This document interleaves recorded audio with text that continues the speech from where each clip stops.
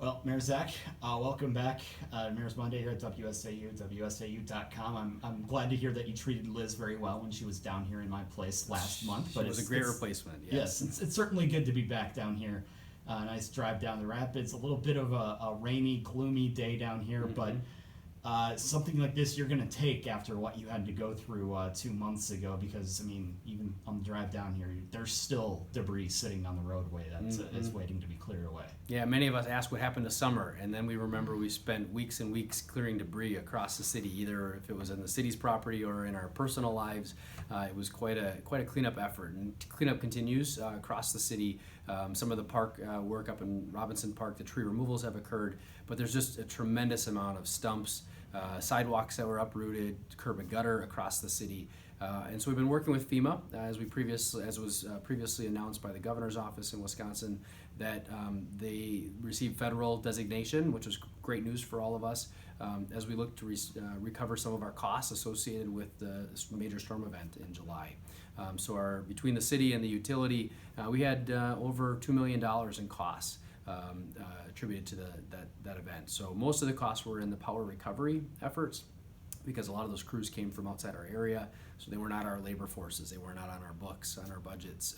So having them, their assistance was awesome, right? We were able to restore power after a number of days of working on that effort, but there comes the cost associated with it. And so the FEMA will be, as far as we understand, providing some relief, so we don't have to hit our residents over the head with the rate increases to recover that cost. So that's good news. Yeah, absolutely. Because you mentioned $2 million. That's something like that's not exactly budgeted for this year. You can't really plan for something like this to happen. So the fact that you're going to get something reimbursed from that is something that the taxpayers will certainly like to hear, because otherwise, that money's got to come from somewhere. That's right. That's right. You can't just leave the trees in the street, right? We've Yeah. got to recover. We've got to reopen those streets and everything else that happened as a result of the storm. So do you have an idea yet of just exactly how much of that will be recovered from the government? Some early or preliminary estimates were that 75% of the costs might be reimbursable. For us, most of our city crews were moved from their street maintenance activities to do storm removal and debris cleanup. So the trouble is, we were performing far less street maintenance than what we'd like to have done, or what we normally would have done if the storm event didn't happen. So we'll see ultimately, but up to 75% is what the number we've been shared with at this point. Yeah, and then you mentioned the street work there. Of course, if you move crews off of that means that projects such as the Grand Avenue reconstruction aren't getting done. Does that set some of those projects back maybe a week or two as well? That's a good question. So East Grand Avenue, because it's a contractor, most of the work was done by contractors. That project still remains actually ahead of schedule. The first phase is expected to open actually at the airing of this today, and so we're excited that East Grand Avenue, that portion, will be ready for traffic. The second phase is still expected to take into October. There's a lot of concrete finish work there, electrical work. The impact from the storm, though, to that project really was not so much debris on the streets, but the electrical contractors that were doing the street lighting work had to get moved on to doing a lot of residential or commercial work, as folks' masts were damaged during the storm. But by and large, that project fares well. It's ahead of schedule, and fortunately, the crews were able to get most of the intersections open throughout the course of construction, so the detours and the impact was mitigated throughout the project. As far as other city projects go, our crews worked overtime, and so in addition to all the debris removal that occurred for a couple of weeks, just debris removal where they didn't do any other activity, we were actually at a break. It coincided very well with a break in our construction schedule that we would have been working on some other odds and ends throughout the city. So it by and large, it worked out well for us, but nonetheless, we're doing less planned activities than what we wanted to this year. So we're going to have to look at how that affects our 2020 budget process. But otherwise, other street projects, the Chase Street reconstruction near 17th Avenue and Meade Elementary School is going well. Crews continue to work on that, and they'll continue to over the coming weeks. And then we've got some other projects. The Senior Center parking lot, which is our senior center and community theater, and the project out at Centralia, which we've actually went on site earlier this year. The senior housing project that's being constructed in that parking lot. In fact, we just met with the developer, and despite the delays they had in their process, that project, people will start to see the construction as it comes out of the ground. Underground parking is nearly complete, but they need to now begin their work above grade, and so people will start seeing the building get erected over the next month. Yeah, and speaking of that, I again was away missed a month. I didn't get to come down here and see the work at the Rapids Mall site where your YMCA Boys and Girls Club is coming along. And boy, I missed 8 weeks in there, and that project has changed completely. The cranes are on site, and things are really starting to move right there. Yeah, you can start seeing where the entrances are, which gives people a sense of direction of where things are situated, and it's been really exciting. Obviously, with City Hall literally across the street, we see it every day. But you're right, if you take a couple of days and don't watch the progress, those crews are making great progress over there. Yeah, and that's of course a project a lot of people are excited about here in the city as well. And one other project that we still haven't gotten off the ground yet, but we've certainly talked about it quite a bit, the Metalco project. Yes. Still waiting on a groundbreaking date on that. I've been checking my email every day for a message from you, and yes, we're still waiting, right? Yeah, we are.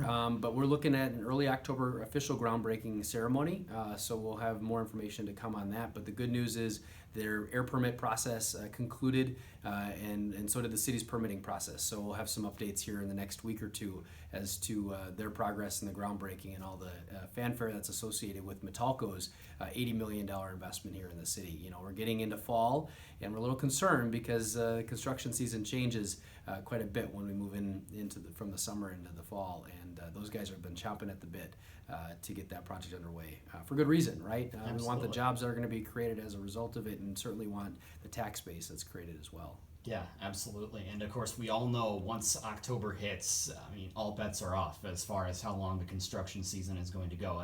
I think you, just as well as I do, remember the Halloween of 1991 where we trick-or-treated with the costumes over our heavy winter coats and four-wheel drive pickups. Things, once it gets to that point, really it's up in the air. Yeah, right. Let's hope that we've got a good couple of months here yet of good weather, because it's been an unforgiving spring and summer. A late spring with the flooding and the snow events that we had, and then obviously the windstorm in July. We just need a little bit of normalcy for a period of time. I know folks around here, with all the projects that are happening, we're looking for us to be able to get some meaningful progress on that without any other disruptions at this point. Yeah, one more project as well that's kind of flown under the radar, of course, because we've got all these other big projects that we've been talking about. But it's one thing that the city of Wisconsin Rapids absolutely needs if you're going to make these big projects work, and that is the airport. You have one project that's going to be coming up for approval from the city council here later this week. Tell us about that. Yeah, so the airport development has gone really well. Most of the infrastructure, as far as the taxiway and the runway improvements and everything else, are nearing completion. But the last mile of that project, if you will, is to put in a large transient aircraft hangar. And so it's a very large commission-owned hangar that will service transient aircraft and actually provide storage for snow removal equipment. So that hangar will be sized to take the largest aircraft that our airport can handle and be able to store it indoors. So it'll generate revenue for the Airport Commission, which, because the Airport Commission is owned by the taxpayers and supported by the taxpayers, it'll help offset the costs that taxpayers have to carry to subsidize the airport operation. So that's really good news all the way around for taxpayers as well as for community members.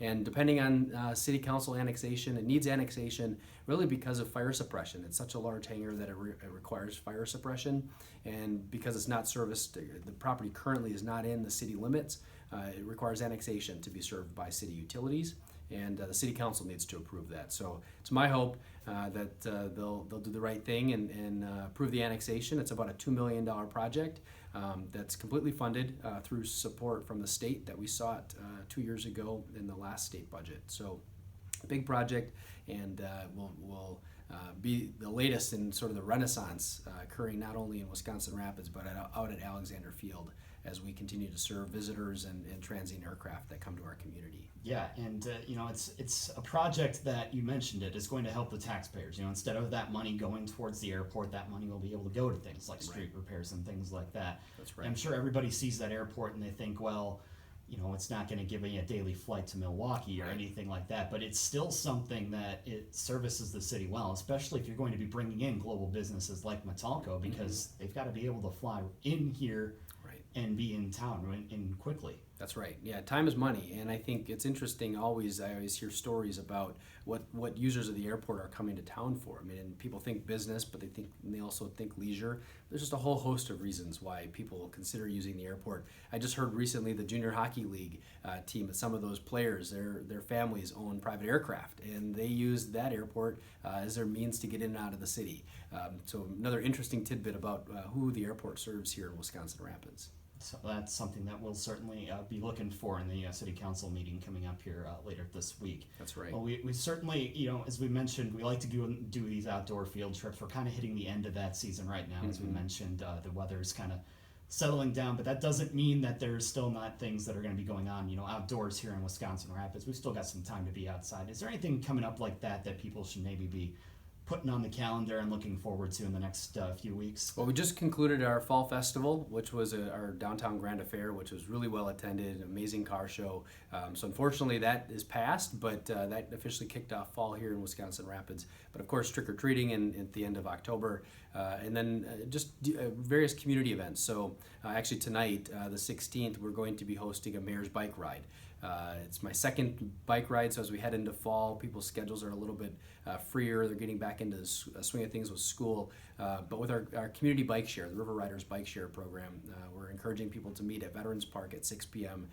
To go on a bike ride with me to view some of the projects that are happening downtown that we've talked about. And then there's also our park developments. The park developments continue. We've gone on location to talk about them. In the next couple of weeks, we're going to be scheduling a ribbon cutting for the Demetz Park, which is the park across from the hospital. The furnishings have arrived. We've done the installation of most of them. That's where the fitness stations are at. So we're going to be celebrating the opening of that park. Probably catch me at a grill, grilling some brats and hot dogs and burgers once the grills get installed. So we're putting permanent grills in the park as well. So it'll be a really cool celebration of the city's efforts to add pedestrian improvements, a bike trail, fitness stations, picnic tables, shade structure, all those cool things in one of our underutilized riverfront city parks. Yeah, and remind me again, just exactly how many miles is it of continuous bike trail that you could start at one end of Wisconsin Rapids and go to the other without having to cross streets or deal with vehicle traffic? I believe the statistic is 25 miles of paved recreational trails, and I believe that's the entire network in the system of the municipalities around us. But nonetheless, a very large system. You can certainly go miles just in the city along the riverfront, and then when you factor the entire system. So it's really exciting. One project that we're working on is wayfinding. Right now, if you start at one point of the trail and don't really know where to go, there's not a great system to tell you how far it is to certain points of interest, either to the State Firefighters Memorial in the south or the city's zoo or to some of the other municipalities. So that's a project that we're working through City Council on actually right now too. I'm going to guess there's going to be an app for that, right? Yes, yeah, most definitely. There will be an app for that. Yes. All right. I like that. Yeah. We've got to have everything on our phones right there. Like We that. do, yep. Well, we always Just don't bike with your phone, right? Yes, That's a little unsafe. just please pay attention to the road while you're biking, just as important as it is while driving. That's right. Well, Mayor Zach, we always appreciate the time, and we'll look forward to chatting again next month. Thanks, Michael.